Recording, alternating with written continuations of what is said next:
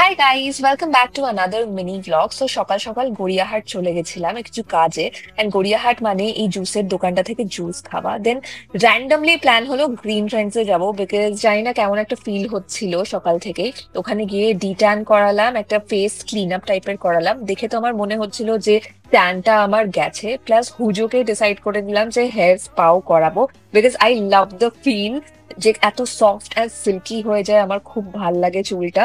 Also আজকে event আছে, তো ইট মেড সেন্স। সৌমিত্র দেখি একটা রাবার মাস্ক ওয়ালা কোনো ফেসিয়াল টাইপের করাচ্ছিল, যেটা খুবই অ্যামিউজিং ছিল। আমার তো খুবই কুল লেগেছে এই ফেসিয়ালটা। আমিও নেক্সট টাইম ডেফিনেটলি এটা করাবো।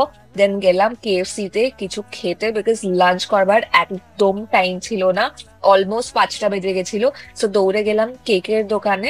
দেন বাড়ি ফিরে রেডি হলাম অ্যান্ড গিফটস গুলোকে র্যাপ করলাম। বাকিটা জানবার জন্য পার্ট 2 দেখতে ভুলো না। বাই।